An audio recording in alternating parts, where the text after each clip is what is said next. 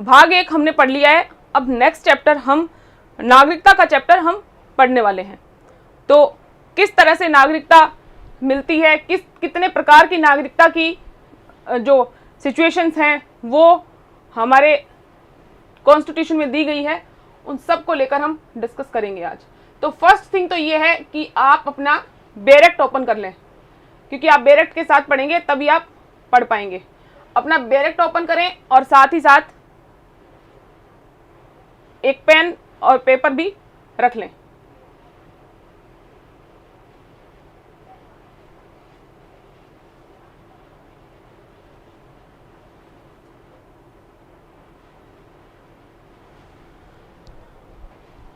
Okay, done. चलिए शुरू करते हैं।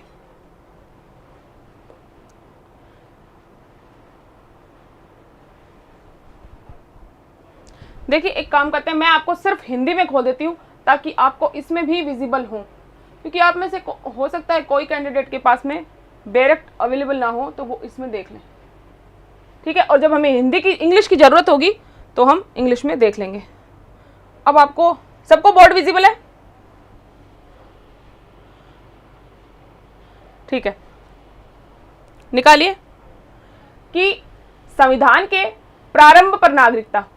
देखिए, नागरिकता ये है कि एक कंट्री की पहचान के तौर पर आपके पास अधिकार होता है कि आप उस कंट्री से बिलोंग करते हैं। तो वो देश में कॉन्स्टिट्यूशन में एक चैप्टर जोड़ा गया और उससे रिलेटेड चैप्टर हम 5 से 11 तक के बीच में देखते हैं। तो वो किस तरह से दी गई, उसके क्या क्या बनाए गए तरीके, और वर्तमान में उससे रिलेटेड क्या कॉन्सेप्ट अभी चल रहा है। देखिए, आप देखते हैं कि सीए, एनआरसी, ये सब आप देख रहे हैं, तो वो हम क्लास में आज सब डिस्कस करेंगे, ठीक है। देखिए, सबसे पहले आर्टिकल 5 देखते हैं कि संविधान के प्रारंभ पर नागरिकता, कि इस संविधान के प्रारंभ पर प्रत्येक व्यक्ति जिसका भारत के राज्य क्षेत्र में अधिवास है। एक सेकंड रुकिए।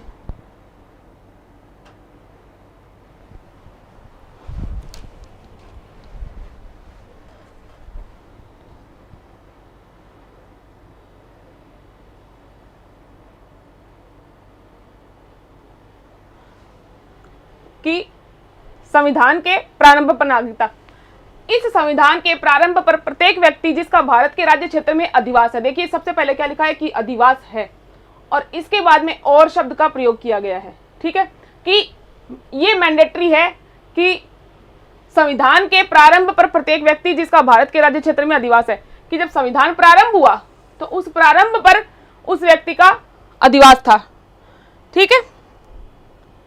ओके, इतना समझना है। अब आगे जो ये और का मतलब है, इसका मीनिंग ये निकलता है कि इसके बाद में जो शर्तें दी हुई हैं वो पूरी होनी चाहिए।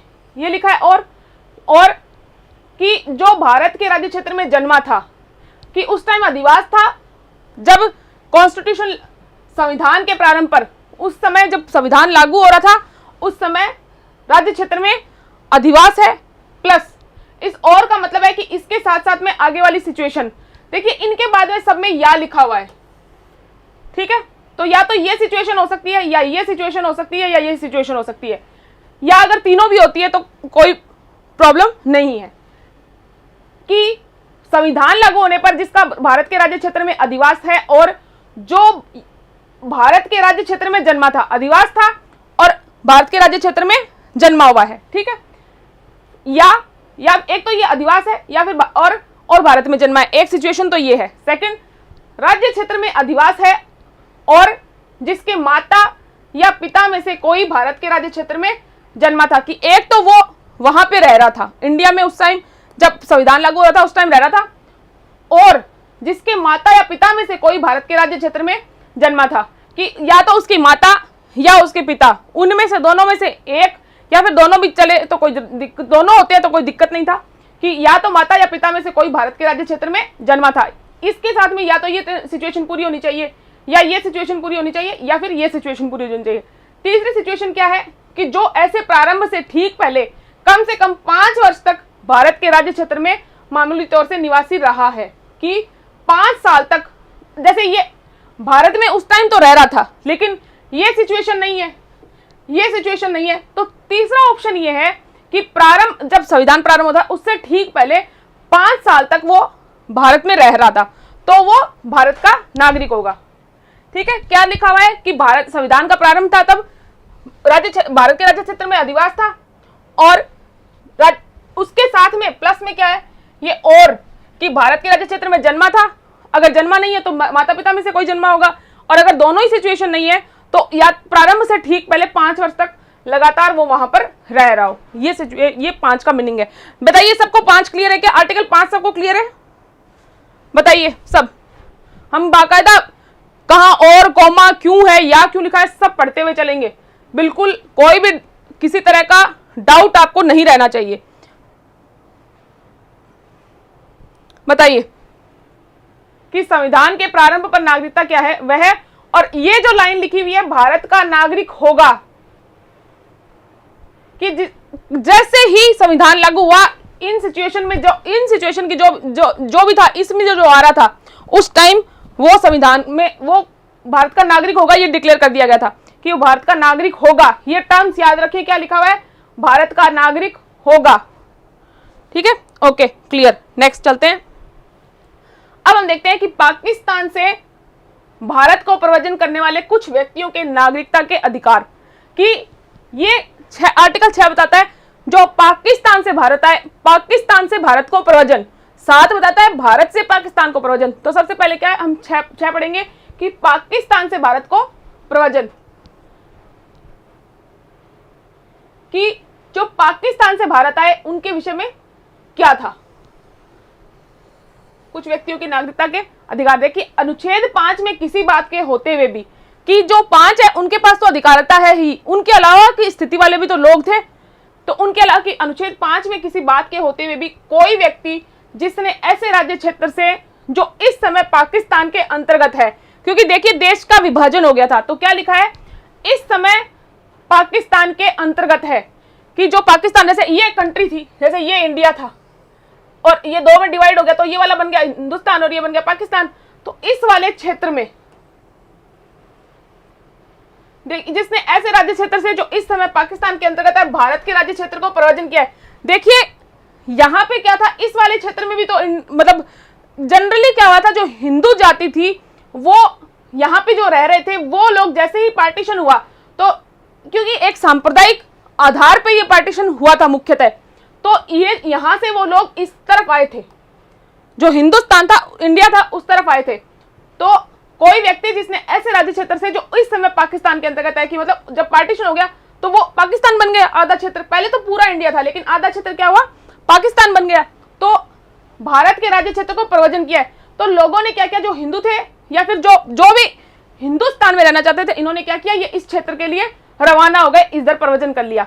तो प्रारंभ पर भारत का नागरिक समझा जाएगा कि जिसने प्रव्रजन किया वहां से इधर पाकिस्तान से इस तरफ, तो कौन कौन थे जो भारत के नागरिक, जो भारत का नागरिक समझा जाएगा, कौन कौन समझा जाएगा, जिसने पाकिस्तान क्षेत्र से जो उस समय पाकिस्तान बन गया था वहां से भारत को प्रव्रजन किया था, तो कौन से नागरिक समझे जाएंगे, इंडियन कौन समझा जाएगा, नागरिक कौन समझा जाएगा, कि यदि वह अथवा उसके माता पिता, या तो वो खुद जिसने प्रव्रजन किया है, ठीक है, या फिर उसके माता या पिता में से कोई, अथवा उसके या तो वो स्वयं, ठीक है,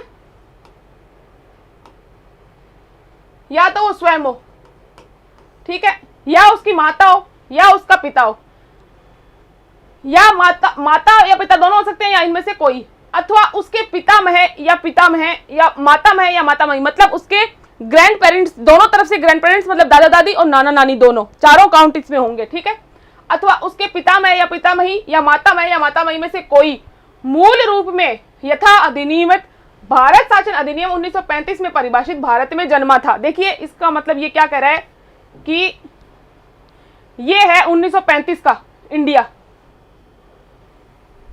मतलब कोई भी क्षेत्र में जितना वो पाकिस्तान में आया था उतना, और बर्मा वाला विभाजन भी बाद में हुआ था। ये 1935 के भारत की शर्त थी कि जो 1935 भारत शासन अधिनियम जो आया था उसके भारत में जो जन्म लिया है ना जिसने, वो ये देखिए आप एक देखेंगे इस वाले इंडिया में जिसने भी जन्म लिया था, या वो स्वयं या फिर उसके ग्रैंड पेरेंट्स कोई भी, या उसके माता पिता, कितनी कैटेगरी हो गई है, खुद हो गए, या उसके माता या पिता में से कोई, या उसके दादा दादी में से कोई, या नाना नानी में से कोई।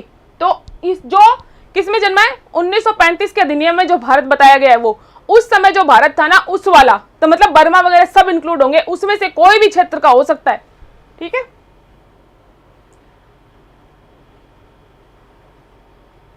कि यदि वह अथवा उसके माता या पिता में से कोई अथवा उसके पिता में मातामही में से कोई मूल रूप से यथा अधिनियमित भारत शासन अधिनियम 1935 में भारत कि इनमें से कोई भी जन्मा हो भारत में, मतलब कंप्लीट भारत, ऐसे नहीं पार्टीशन वाला नहीं, पूरा जो एरिया था ना 1935 के अधिनियम मतलब बर्मा इंक्लूडेड बर्मा, पूरे एरिया में कहीं भी या तो वो खुद जन्मा हो या उसके माता जन्मी हो, पिता जन्मे हो, दादा दादी नाना नानी कोई भी जन्मे हो, तो वो भारत का नागरिक समझा जाएगा। ठीक है, पहली सिचुएशन तो ये है, देखिए समझा जाए। और पहले क्या लिखा है, इसमें क्या लिखा है, एक तो प्रयोजन करके आए और जन्म वाला, और इसके प्लस में क्या चाहिए, इसके जन्म के प्लस में क्या चाहिए, वो सिचुएशन और समझनी है अभी।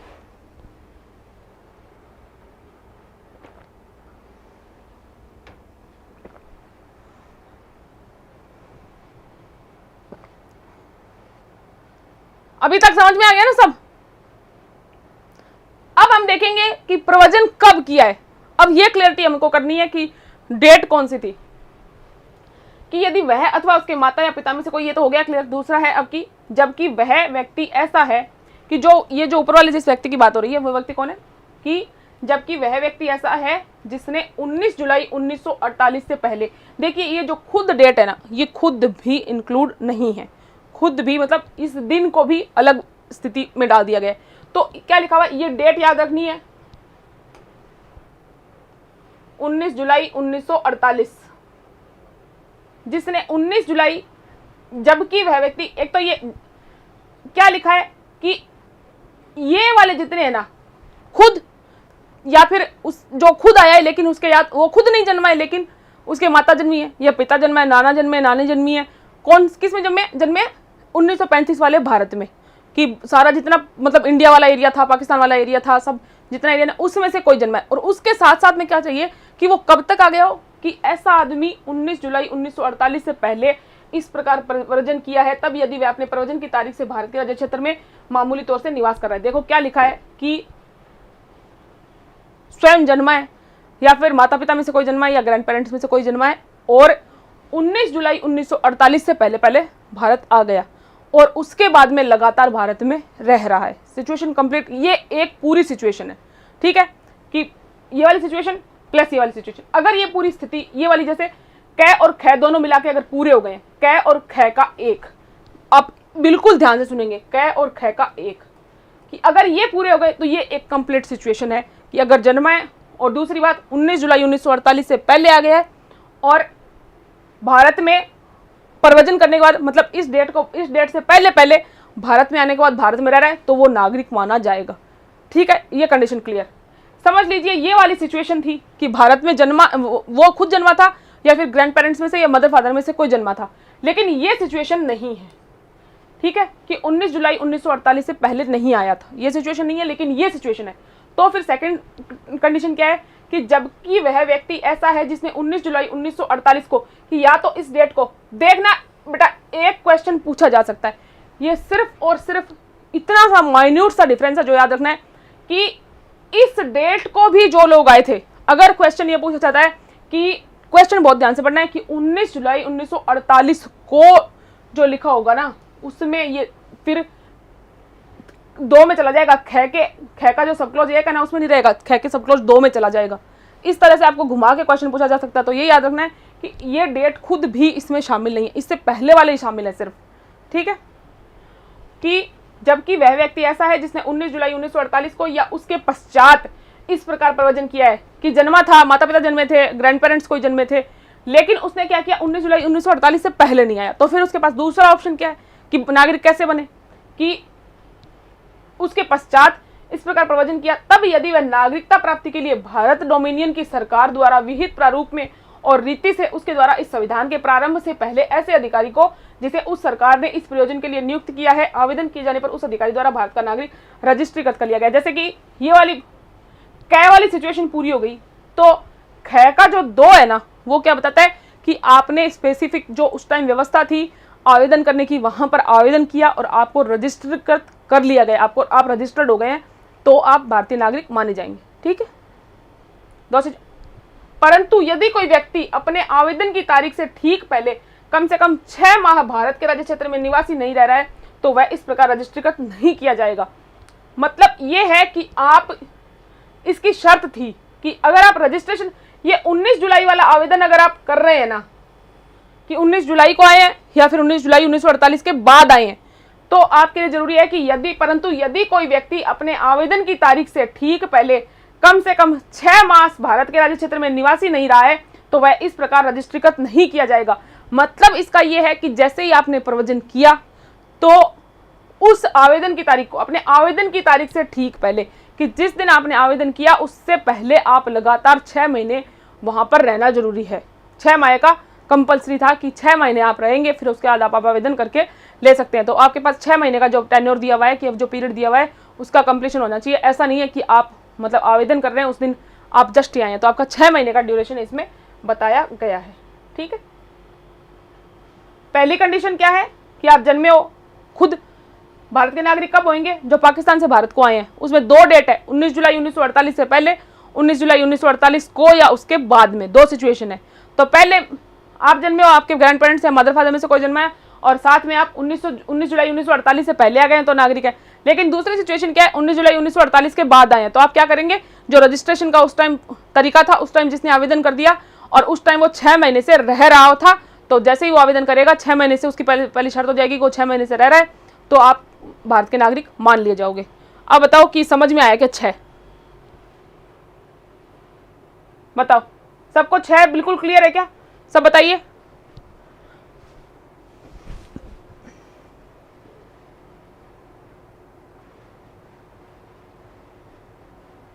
क्लियर?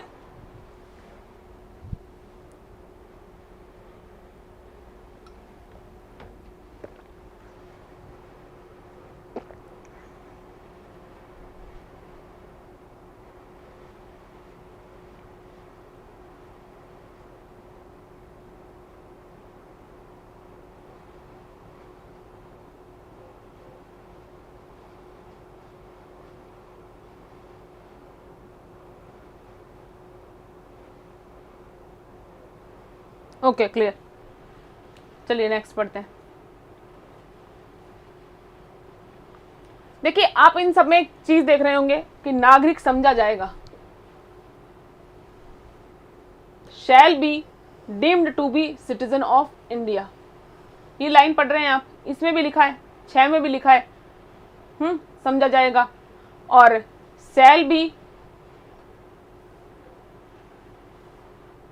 संविधान के बाद का नागरिक समझा जाएगा।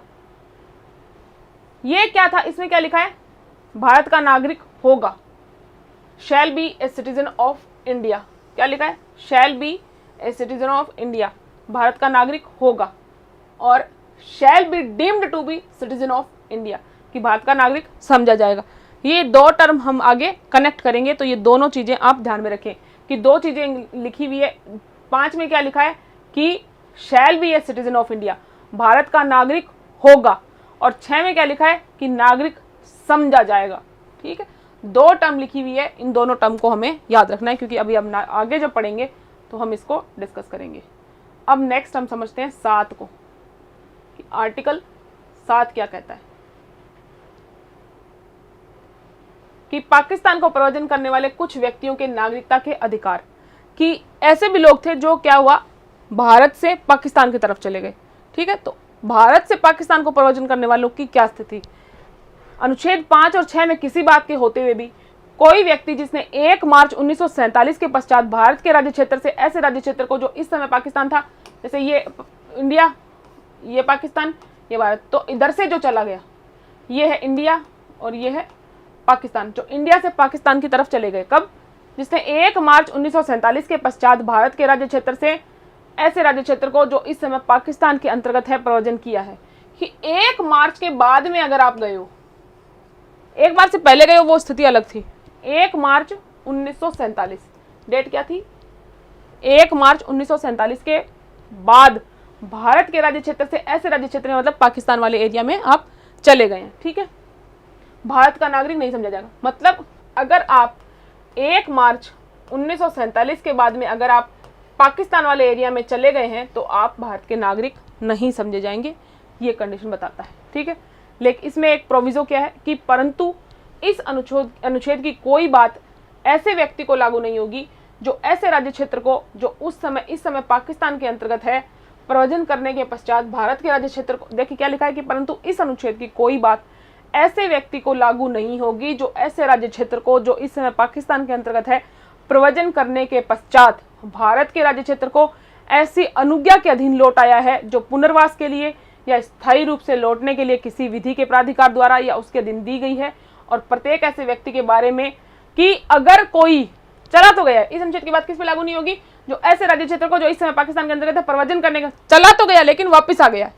ठीक है, किसके आधार पर राज्य क्षेत्र को ऐसी अनुज्ञा के अधीन लौटाया, उसने अनुज्ञा ली गवर्नमेंट से और पुनर्वास के लिए कि भाई मैं वापस वहां रहना चाहता हूं, या स्थायी रूप से लौटने के लिए किसी विधि के प्राधिकार द्वारा या उसके अधीन दी गई प्रत्येक ऐसे व्यक्ति के बारे में अनुच्छेद 6 के खंड 6 के चला गया, जो 1 मार्च 1947 के बाद में जो चला गया उसके बाद में वो इंडियन नहीं रहेगा। सेकंड प्रोविजो क्या दिया हुआ है कि कोई ऐसा व्यक्ति लेकिन इस डेट के बाद में चला तो गया लेकिन क्या हुआ, विद परमिशन वापिस आ गया इंडिया, तो वो इंडियन माना जाएगा।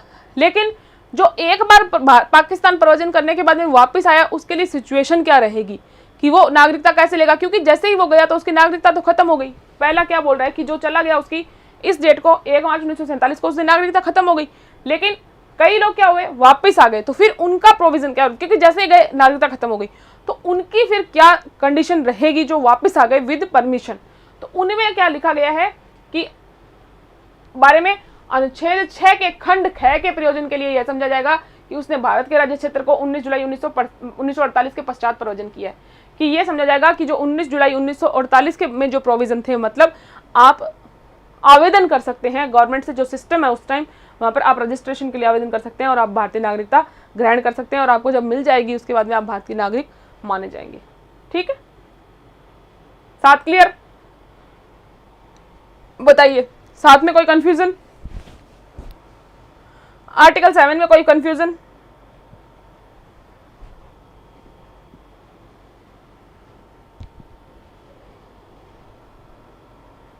कोई भी ले लीजिए, कोई भी ले सकते हैं आप,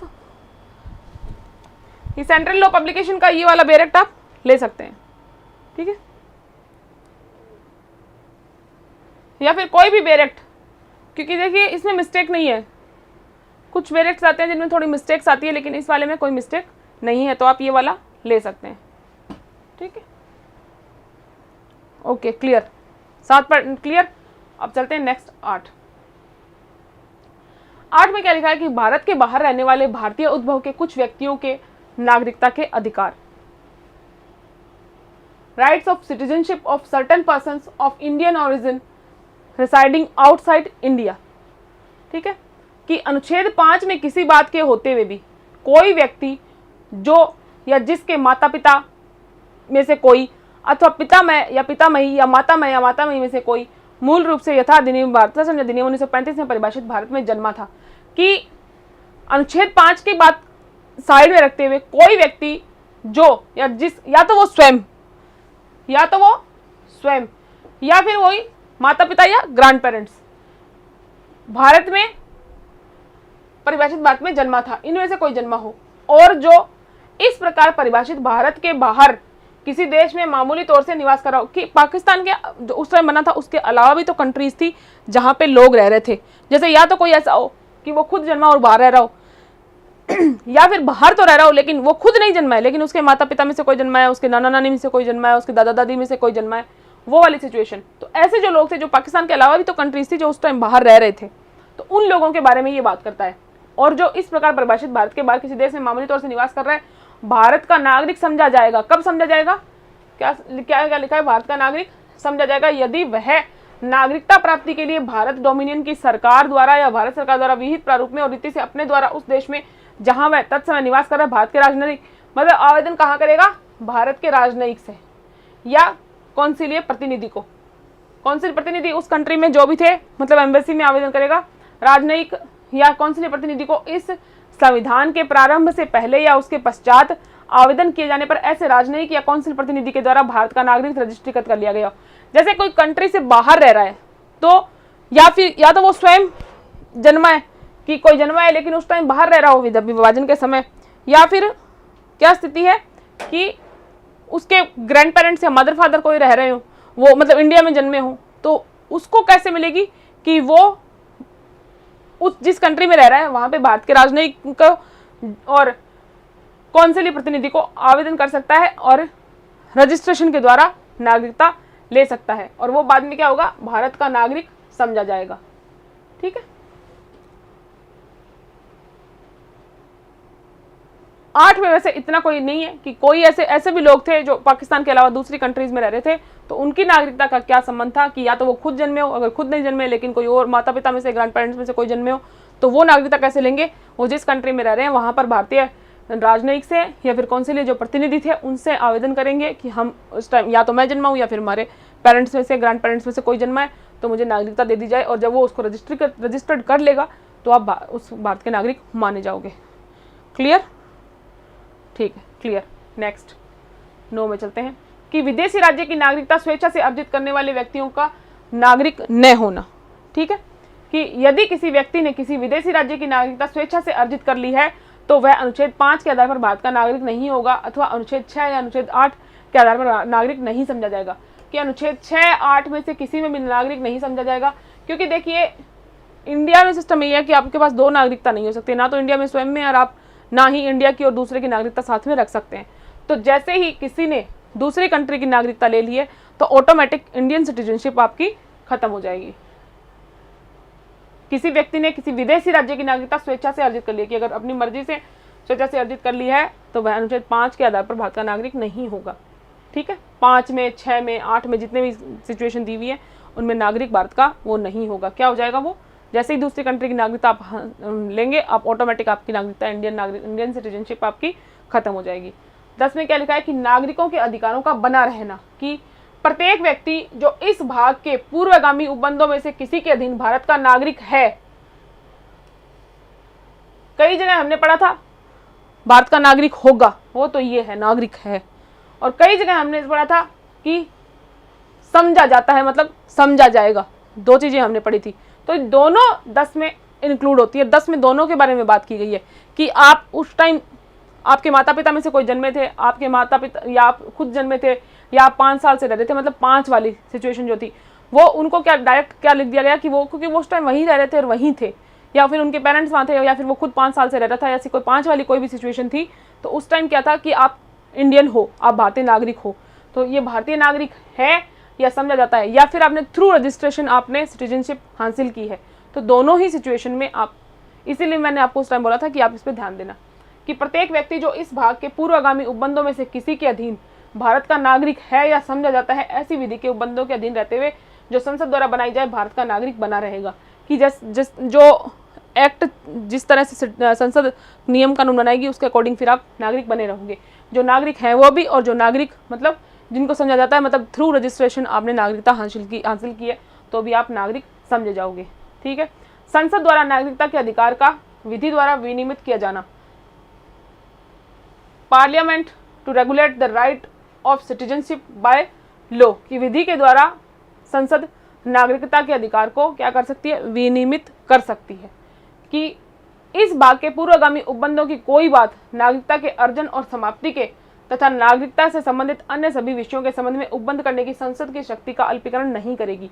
कि मतलब संसद को राइट है कि किस मतलब नागरिकता के विषय में क्या कानून बनाना है, क्या परिवर्तन करना है। आर्टिकल 11 ये राइट देता है, क्या लिखता है कि इस भाग के पूर्वगामी उपबंधों की कोई बात नागरिकता, जैसे कि देखिए कुछ स्थितियां अगर आती है कि नागरिकता में कोई संशोधन किया जाता है, कुछ भी किया जाता है, तो आप ये नहीं कह सकते कि मेरे पास 5 की नागरिकता है, 6 की नागरिकता है, मुझे 5 के तहत मिली हुई है, 6 के तहत मिली हुई है। तो इसमें क्या लिखा हुआ है कि इस भाग के पूर्वगामी उपबंधों की कोई बात नागरिकता के अर्जन और समाप्ति के तथा नागरिकता से संबंधित अन्य सभी विषयों के संबंध में की या तो अर्जन के बारे में या समाप्ति के बारे में, अगर जो संसद के जो राइट है ना, बाई लॉ क्या कर सकता है, कानून बनाकर वो कुछ भी परिवर्तन कर सकता है। तो उसमें ये नहीं है कि 5 वाली, 6 वाली से 8 वाली स्थिति से आप संसद की शक्ति का आप अल्पीकरण नहीं कर सकते हैं। बताइए 11 तक सबको क्लियर?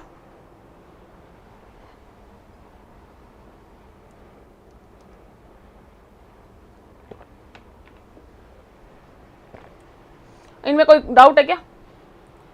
9, 10, 11 में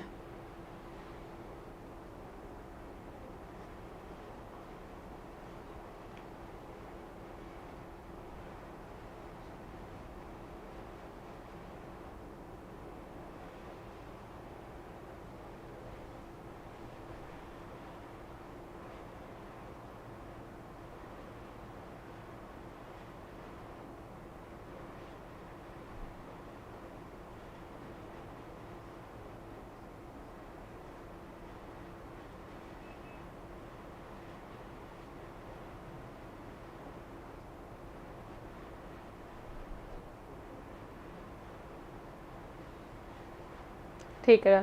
देखिए जो आर्टिकल 8 हमने पढ़ा है, आर्टिकल 8 है जो एनआरआई के बारे में और ओवरसीज सिटीजनशिप ऑफ इंडिया के बारे में, इनके मतलब ओसीआई के बारे में, इनके बारे में बात करता है। तो एक बार हम ये डिस्कस कर लेते हैं कि ये ओसीआई या फिर एनआरआई या फिर ये जो टर्म्स हैं इनसे रिलेटेड क्या मुद्दे हैं। देखिए ओवरसीज सिटीजनशिप ऑफ इंडिया क्या है, ओसीआई।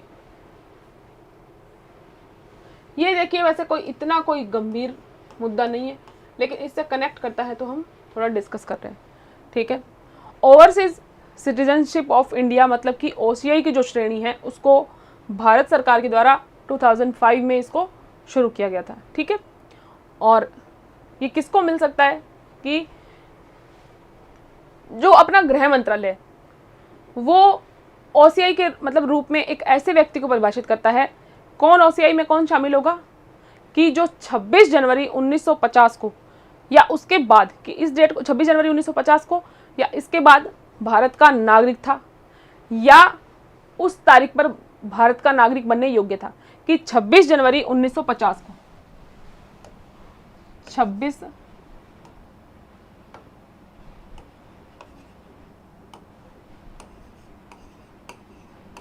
जनवरी 1950 26 जनवरी 1950 को क्या उस टाइम क्या था, भारत का नागरिक था या नागरिक बनने योग्य था, या फिर 15 अगस्त 1947 के बाद में भारत का हिस्सा बने किसी भी एरिया से, मतलब भारत वाले एरिया से संबंधित था। मतलब किससे, 15 अगस्त 1947 के बाद में जो हिस्सा बना है ना उससे संबंधित था। या तो ऐसा व्यक्ति स्वयं या फिर उस टाइम का कोई आदमी, उसका कोई बच्चा हो, उसका खुद का बेटा हो या फिर उन ग्रैंडसन हो, तो वो ओसीआई ले सकते हैं। वो क्या कहलाएंगे, ओवरसीज सिटीजन ऑफ इंडिया कहलाएंगे।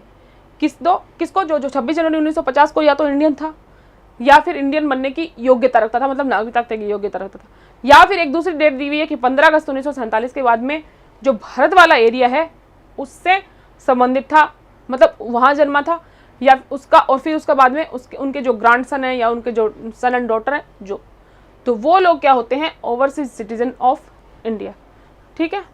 और इनकी नागरिकता को लेके मुद्दा क्या है कि ये क्या है कि विदेश में बसे भारतीय हैं और वहाँ की ये नागरिकता ले चुके हैं।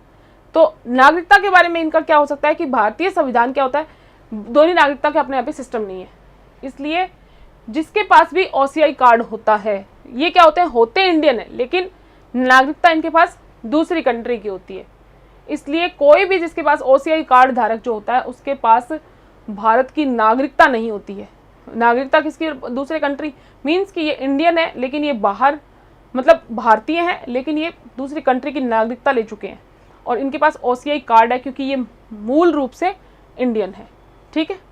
और कोई भी एक व्यक्ति जो ओसीआई कार्ड धारक है, मतलब ओसीआई रजिस्टर्ड है कि उसके पास कार्ड है, वो ये स्थिति है कि वो ओसीआई का दर्जा, मतलब जैसे किसी ने ओसीआई कार्ड के लिए आवेदन किया और ओसीआई कार्ड उसको मिल गया तो 5 साल के बाद में वो मतलब नागरिकता के लिए आवेदन कर सकता है कि भारतीय नागरिकता प्रदान करने के लिए कि जैसे मैंने ओसीआई कार्ड के लिए आवेदन किया तो मैं अगर 5 साल मुझे कार्ड मिले हुए हो गए तो फिर मैं इंडियन नागरिकता के लिए बाद में आवेदन कर सकती हूँ, क्योंकि मैं क्या हूँ, इंडियन, मूल रूप से इंडियन हूँ लेकिन बाहर रह रही हूँ, या फिर मेरे ग्रैंड पेरेंट्स फॉरेनर है, इंडियन है और मैं फॉरेन में रह रही हूँ, तो फिर मैं आवेदन कब करूँगी कि भाई मुझे इंडिया की नागरिकता चाहिए।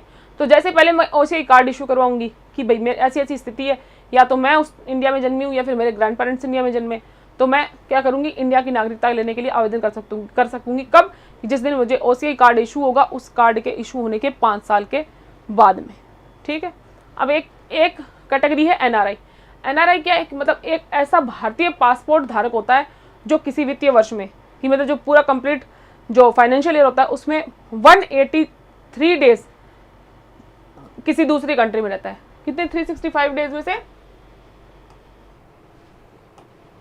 365 में से 183 डेज तक बाहर रहता है। ये वो लोग हैं जो जॉब वगैरह कर रहे हैं या फिर पढ़ रहे हैं, उनमें ये उन लोगों में से आता है। ठीक है। और जैसे कि ऐसे समझ लीजिए कि बाहर भी काम कर रहे हैं और इंडिया में भी काम कर रहे हैं, तो इनके पास एक ये फैसिलिटी होती है कि जो इंडिया के थ्रू ये कमाते हैं ना, उसी पे इनका टैक्स लगता है, अदर उनका टैक्स नहीं लगता है। ठीक है। एक और बचे हैं, एक कैटेगरी और बचा है PIO कि ये कौन होते हैं, ये है person of Indian origin. Person of Indian origin ये कौन होते हैं कि ये भारतीय मूल के व्यक्ति होते हैं, कि जो ऐसे मतलब ऐसे लोग जो जन्म से और वंश से इंडियन है लेकिन भारत में रहते नहीं हैं। मतलब इनके पास में बांग्लादेश, चीन, अफगानिस्तान, भूटान, नेपाल, पाकिस्तान और श्रीलंका के इनके अलावा कौन कौन सी कंट्री है, बांग्लादेश, चीन, अफगानिस्तान, भूटान, नेपाल, पाकिस्तान और श्रीलंका, इनके अलावा किसी अन्य देश का इनके पास पासपोर्ट था और वो एक मतलब पहचान पत्र जारी किया जाता था कि इनके अलावा किसी कंट्री का। लेकिन ये क्या किया गया, एक चेंज इस टाइम मिला है कि 15 जनवरी 2015 को भारत सरकार ने जो PIO कार्ड जो होता था, पहले मतलब ऐसे था कि जो OCI और PIO 2 टाइप के कार्ड जारी किए जाते थे, तो इनको क्या किया 2015 में गवर्नमेंट ने मर्ज कर दिया है। अब सिर्फ एक OCI कार्ड ही जारी किया जाता है। ठीक है। OCI कार्ड आपको मिलता है अगर आप बाहर रह रहे हैं। पहले ये था कि एक PIO मतलब पर्सन ऑफ इंडियन ओरिजिन, ये और कार्ड दिया जाता था कि अगर आप इंडियन ओरिजिन के लोग हैं तो आपको एक PIO कार्ड और मिलता था। लेकिन अब ये 2015 के बाद में ये व्यवस्था खत्म कर दी गई है। अब सिर्फ OCI कार्ड ही मिलता है और इसमें ही सारे इंक्लूड होते हैं। कौन से, जो लोग बाहर रह रहे हैं, बाहर की नागरिकता है और इंडियन मतलब वो मूल के हैं या फिर उनके वो मतलब इंडियन मूल के उनके ग्रैंड पेरेंट्स हो सकते हैं और वो उनके बच्चे पोते या फिर ऐसे ग्रैंड सन या फिर सन एंड डॉटर कुछ भी हैं। ठीक है। ये स्थिति इनके बारे में है। ये 8 वाले मतलब 8 में आते हैं ये सब लोग। और वर्तमान में अगर इनको किसी तरह के, जैसे वर्तमान में भी तो ऐसे लोग हैं जिनको इंडियन सिटीजनशिप वो लेना चाहते हैं या फिर OCI कार्ड लेना चाहते हैं या इस तरह से मतलब इस कैटेगरी में रहना चाहते हैं। OCI वालों को मतलब ये सुविधाएं होती है कि वो कभी भी इंडिया में आ सकते हैं, तो उनको वीज़ा नहीं लेना पड़ता है, कभी भी इंडिया में आके वो घूम फिर सकते हैं। ये मतलब OCI के लिए कि जैसे कि ये OCI कार्ड आपने इशू करवा रखा है इंडियन गवर्नमेंट से, लेकिन आप इंडियन नहीं है, लेकिन आपको बार बार में जब भी आप आएंगे मतलब OCI card life time valid रहता है। और जैसे आप मतलब आप ये हैं कि आप इंडियन मूल के हैं लेकिन बाहर रह रहे हैं, बाहर की नागरिकता भी ले चुके हैं, तो आपको OCI कार्ड गवर्नमेंट जारी करेगी और उस कार्ड से क्या आप इंडिया में कभी भी आ सकते हैं। आपको बार बार में वीज़ा लेने की ज़रूरत नहीं पड़ेगी। ये लाइफ टाइम वैलिड होता है, कभी भी आप इंडिया आ सकते हैं।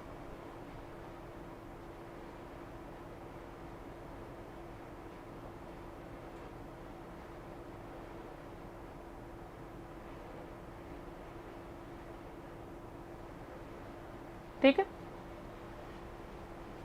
ये एक जनरल नॉलेज के लिए मैंने आपको ये चीज़ें बता दी है।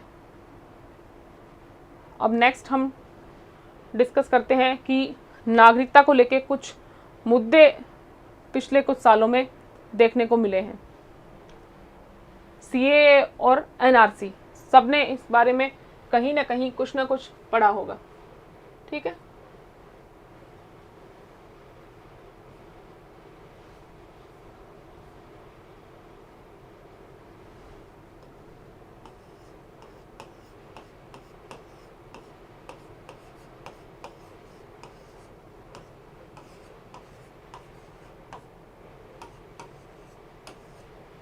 एक हम देखते हैं सिटीजनशिप अमेंडमेंट एक्ट। ठीक है। और एक है CAB, सिटीजन अमेंडमेंट बिल। तो ये देखिए, जब ये आया और जब पारित नहीं हुआ था, जब संसद में आया, तो ये क्या था, सिटीजनशिप अमेंडमेंट बिल। और ये है बाद में जब ये पास हो गया सिटीजनशिप अमेंडमेंट एक्ट, ठीक है।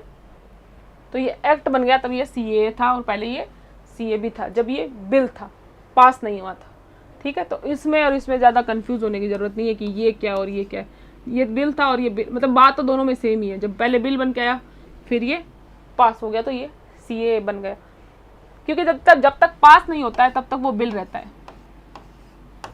लेकिन जैसे ही पास हो जाएगा अधिनियम बन जाएगा।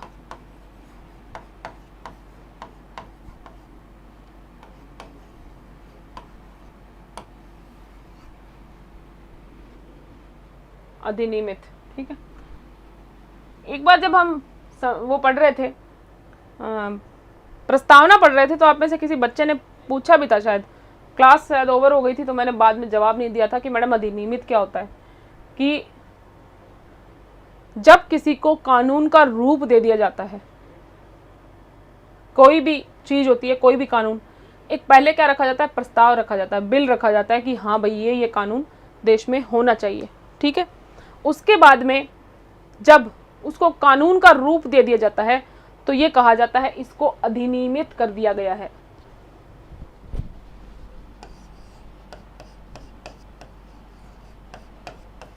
जब कानून का स्वरूप मिल जाए तो वो अधिनियमित हो जाता है, और जो वो बनता क्या है, अधिनियम, एक्ट। क्या बनता है, अधिनियम, ठीक है। क्योंकि किसी बच्चे ने उस टाइम पूछा था कि मैडम अधिनियमित क्या होता है, अब मुझे याद नहीं है कि किसने पूछा था।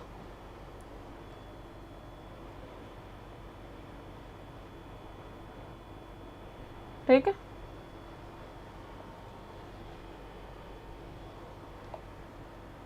इनमें से कोई भी कंफ्यूजन है क्या, बताइए, बताइए कोई किसी तरह का कंफ्यूजन।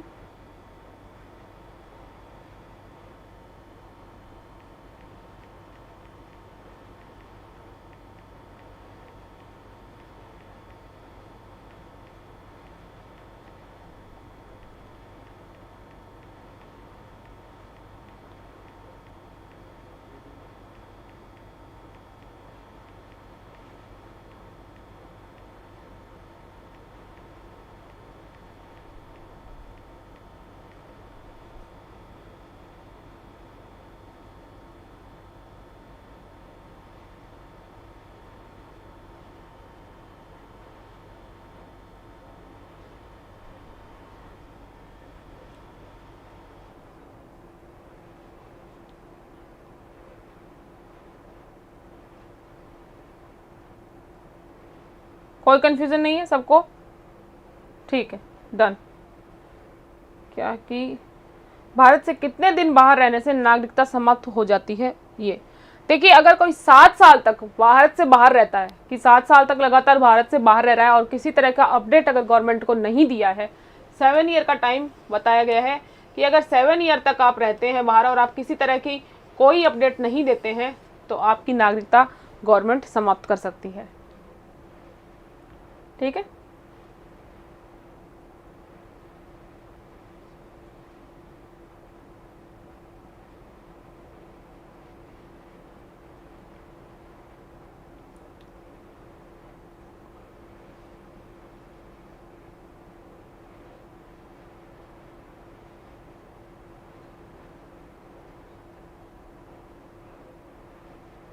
चलिए आगे चलते हैं कि सीए और इसका, अब सबसे पहले हम ये देखते हैं कि जो ये सिटीजनशिप अमेंडमेंट एक्ट लाया गया है इसका उद्देश्य क्या है। कि देखिए, इसका उद्देश्य ये है कि जो पाकिस्तान, बांग्लादेश और अफगानिस्तान, 3 कौन सी कंट्री है, पाकिस्तान, बांग्लादेश और अफगानिस्तान में जितने लोग जो रह रहे हैं, मोस्टली इसमें बात की जा रही है हिंदुओं की, कि मतलब धार्मिक प्रताड़ना जिनके साथ हुई है। तो और जो 31 दिसंबर 2014 को या इससे पहले भारत आ गए, कि किस डेट को, जो लोग 31 दिसंबर 2014 को या उससे पहले भारत आ गए, आप डेट ये नोट कर सकते हैं, 31 दिसंबर 2014 से, या तो इस डेट को या इससे पहले जो भारत आ गए हैं। और कहाँ से आए हैं, पाकिस्तान से, बांग्लादेश से और अफगानिस्तान से, और उनके साथ किसी तरह की धार्मिक प्रताड़ना वहाँ पर हुई है, तो और जिनको वहाँ से या तो वो स्वयं आ गए हैं या उनको वहाँ से भगा दिया गया है, तो उनको नागरिकता देने के संबंध में ये प्रावधान है। क्या है कि CAA का मुख्य उद्देश्य क्या था कि ये उद्देश्य ये किसके लिए बनाया गया था कि कोई जो धार्मिक रूप से प्रताड़ित है, कहाँ पर, पाकिस्तान में, बांग्लादेश में और अफगानिस्तान में, तो वहाँ से प्रताड़ित होने के कारण 31 दिसंबर 2014 से या इस डेट को या इससे पहले जो इंडिया आ गए हैं या फिर उनको वहाँ से भगा दिया गया है। किसी की नागरिकता खत्म करने से इसका कोई रिलेशन नहीं है, ठीक है। ये बात क्योंकि एक हवा फैलाया गया था कि इससे ये हो जाएगा और हमारी नागरिकता खत्म हो जाएगी, और बहुत रिडिकुलस रिएक्शन एक स्पेसिफिक कम्युनिटी द्वारा किया गया था, और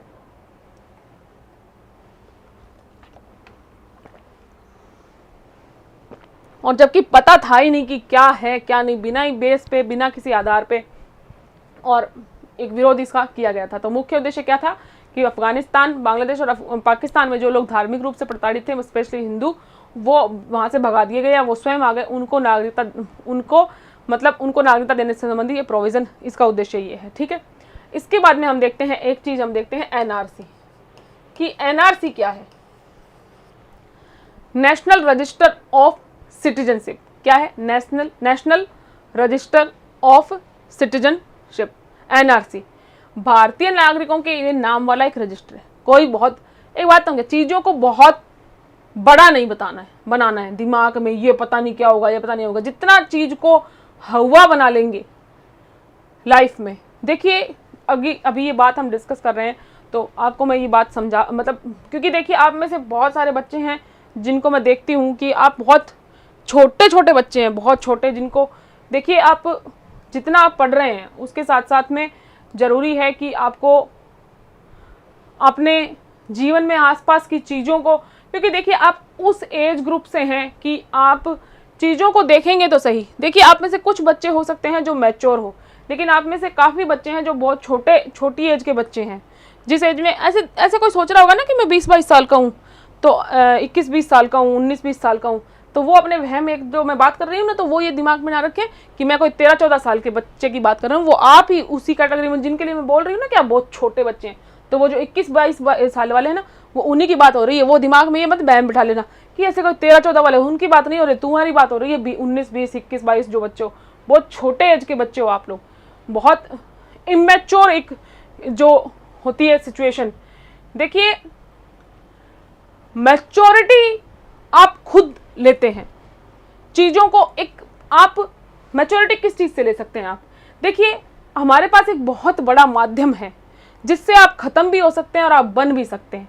वो आपको एजुकेशन के फील्ड में, आपको मेंटल, मानसिक तौर पर विकास करने के फील्ड में, सब चीज़ों में बना सकता है। वो है आपका फ़ोन। अगर आपके जीवन में आपको लगता है कि आपका फ़ोन आपके लिए डिस्ट्रैक्शन है, देखिए सबसे पहले आइडेंटिफाई करना है। अगर हम इस पे, अगर हम कोई बात कर रहे हैं तो किसी को कोई प्रॉब्लम,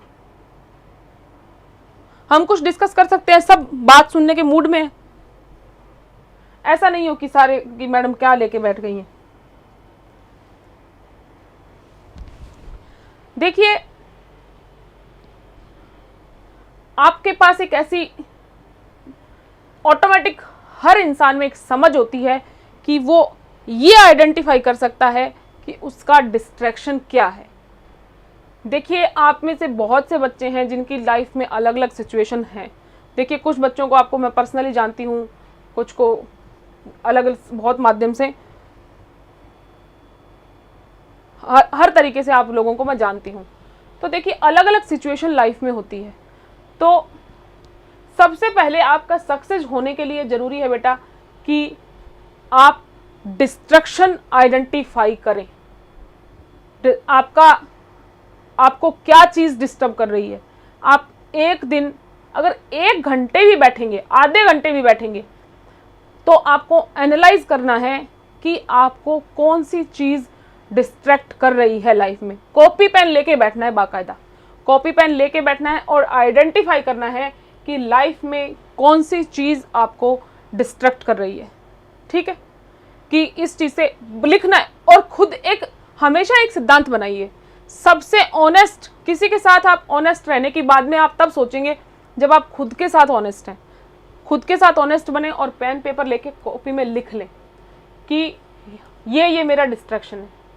देखिए, किसी की ज़िंदगी में फ़ोन डिस्ट्रैक्शन हो सकता है, किसी की ज़िंदगी में पारिवारिक समस्याएं डिस्ट्रैक्शन हो सकती हैं, किसी के जीवन में दोस्त नाम की कैटेगरी है जिसमें सब तरह के दोस्त होते हैं, वो डिस्ट्रैक्शन हो सकता है।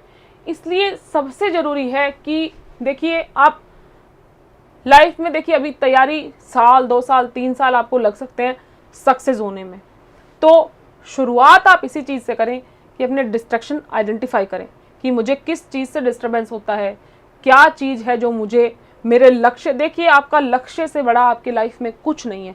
लक्ष्य मान लीजिए एक, देखिए सीधी सी बात ये है, एक अच्छा इंसान बनने और सेटल होने। देखिए, मैं सीधी सी बात है, मैं बिना काम की ज्ञानबाजी आपको नहीं करूँगी। जब तक पास में महीने का पेमेंट नहीं होगा ना, दुनिया पूछेगी नहीं आपको, कोई वैल्यू नहीं देने वाला है आपको। आप खुद भी एक दिन खुद को गालियाँ निकालने लग जाएंगे कि यार तूने किया क्या इतने साल। इसलिए समय से अच्छा इंसान बनना और सेटल होना वर्तमान की सबसे बड़ी नीड है। जितना जल्दी चीज़ की वैल्यू जब वो टाइम के बाद मिले ना, तो वैल्यू नहीं रहती है। इसलिए बहुत लाइफ में बहुत जल्दी और टाइम से सेटल होना और अच्छा इंसान बनना है, दोनों टारगेट आपके होने चाहिए। दिमाग में जो नेगेटिव संवेग जितने होते हैं ना, गुस्सा, नेगेटिविटी, ये सब, इनसे दूर रहना है।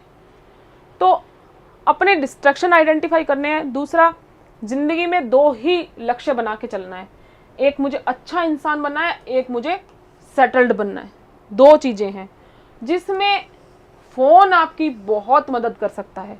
फ़ोन पे देखिए हर चीज़, तरह की चीज़ें होती है, अच्छी बुरी, और आप जब एनालिसिस करने पे निकलेंगे ना फ़ोन में, तो बुरी चीज़ें कम है, फ़ोन में बुरी चीज़ें कम है, फ़ोन में अच्छी चीज़ें।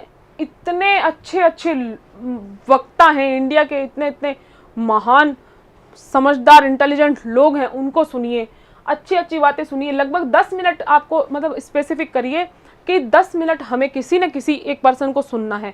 देखिए, हर इंसान अलग अलग लोगों से रिलेट कर सकता है। तो अपने डिस्ट्रैक्शन, देखिए आपके पास एक पेज का जत्था होता है, जैसे वाइट पेपर नहीं आता, वाइट पेपर आता है ना, वो पड़े हैं एक टेबल पर, ठीक है, और जोर से आपके उनसे हवा चलती है, जोर से हवा चलती है और 10 पन्ने बिखर गए हैं। तो जो मैं आपको समझा रही हूँ ना, वो उसी स्थिति जैसा है। एक पेपर पड़ा है जिसमें 500 पेज हैं, 10 पन्ने बिखर गए हैं। तो देखिए, आपको डिसाइड करना पड़ेगा, हवा चल रही है बहुत तेज, तो आपको किसको संभालना है, जो 10 गिर चुके हैं उनको, या फिर इस पूरे को, ये जो 500 पेज रखे पड़े हैं एक जगह, इन उड़े हुए पन्नों को आप संभालेंगे, या फिर ये जो पूरा एक तरफ पूरा बंच पड़ा है उसको। ये आपका जो उड़े हुए पन्ने हैं ना, ये आपका खराब हो चुका समय है, और ये जो बंच पड़ा है ये आपका जीवन। और जो आंधियां है ना, वो समस्याएं, वो गलतियां हैं जो लगातार आ रही हैं। तो आपको आइडेंटिफाई करना है कि आप किसको संभालेंगे। जो बीत चुका है, जो हो चुका है, ये वो पन्ने हैं जो समस्याएं आपके जीवन से बीत चुकी हैं, जा चुकी हैं। तो इनको संभाल, अगर आप इनको संभालने पे, इन पन्नों को संभालने पे आ जाएंगे, इनको उठाने में लग जाएंगे, तो लाइफ, ये वाली जो बंच है ना, ये भी उड़ने लग जाएगा। जब आंधी चल रही है, पन्ने उड़ चुके हैं, उनको संभालने की बजाय इस बंच पे ध्यान देंगे ना आप। ध्यान यही फाइनलाइज करना है कि ध्यान किधर देना है, इस बंच पे ध्यान देना है। लाइफ ये है, अगर आप इनको उड़े हुए पन्नों को संभालने लग जाएंगे, तो जो ये है ना सेटल्ड पन्ने, जो बंच पड़ा है, वो भी उड़ जाएगा उन समस्याओं से।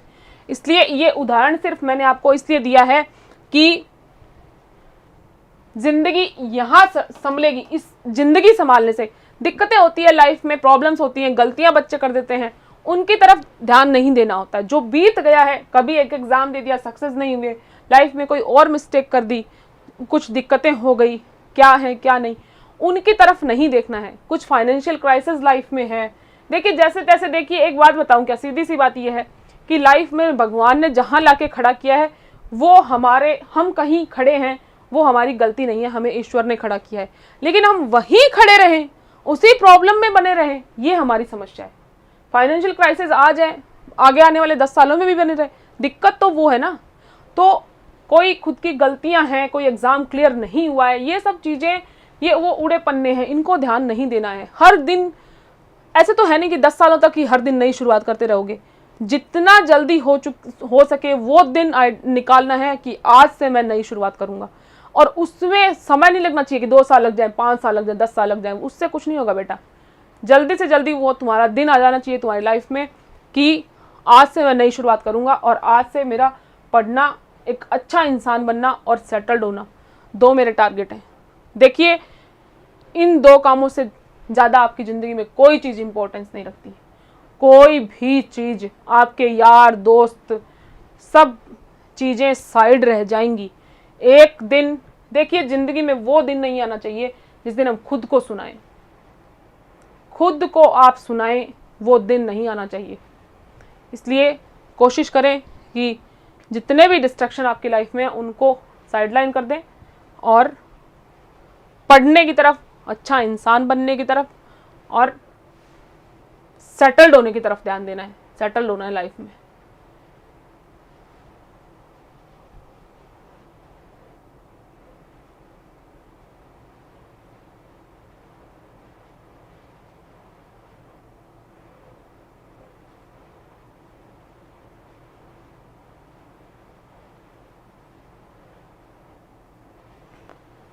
देखिए बेटा, दुनिया में हर इंसान में भगवान ने एक स्पेशलिटी देके भेजी है। 2 साल का बच्चा भी होता है ना, उसको भी पता होता है कि क्या करना है, ठीक है।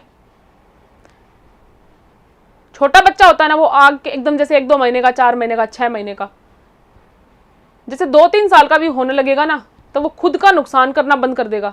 आप एक बात देखेंगे ना कि छोटा बच्चा जब छोटा होता है ना, तब वो फिर है ना गिर सकता है, कूद सकता है। जैसे एक बच्चा है 2-3 साल का, सोफे पे बैठा है, सोफे पे खड़ा है, वो इस तरह से एक्ट नहीं करेगा कि वो गिर जाए। क्या किया है उसने? उस 3 साल ने उसको सिखा दिया वो चीज़ कि वो गिर जाएगा, गर्म चीज़ से उसको लग जाएगी, किसी चीज़ से जल जाएगा। ये सब चीज़ें उसको 2-3 साल में, 2-3 साल की बच्चे की मैच्योरिटी देखना आप कितना होती है। तो जब हम तो इस एज में हैं तो सोचिए कितना मैच्योर हो सकते हैं। तो एक और दूसरी एक बात बताऊं, आपको कोई नहीं समझा सकता। मैं भी आपको जाऊंगी 10 मिनट ज्ञान देके यहां से चली जाऊंगी, कोई भी XYZ कोई पर्सन आपको नहीं समझा सकता है। और जो बेटा आप बोल रहे हो कि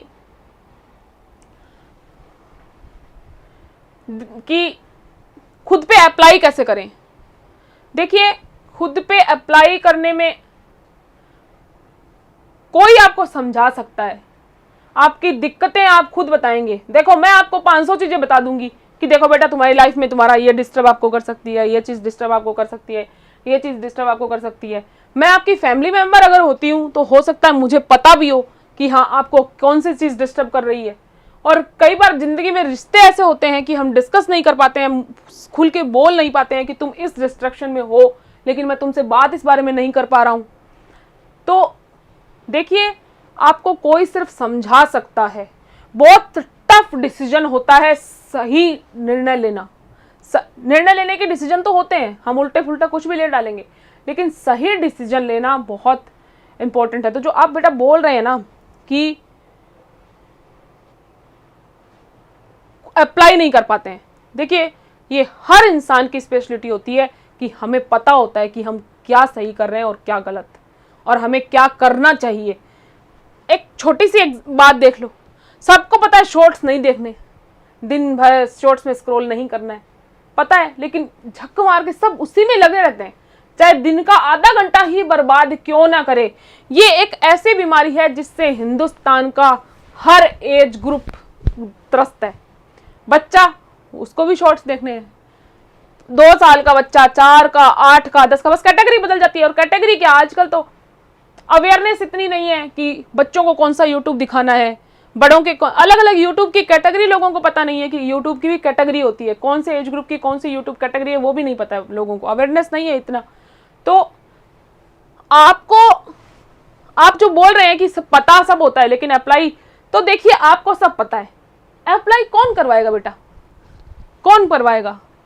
एक लास्ट चीज होती है, मारपीट करके मनवा लिया जाए, मारपीट भी कर दी, मानेगा कौन, समझेगा कौन, डिसीजन लेगा कौन, आप स्वयं ना।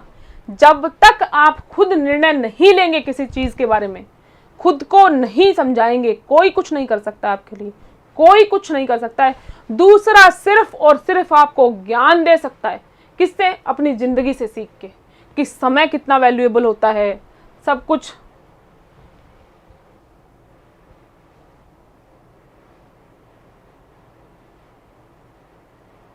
बेटा देखिए, आप कह रहे हैं कि पता नहीं चलता है।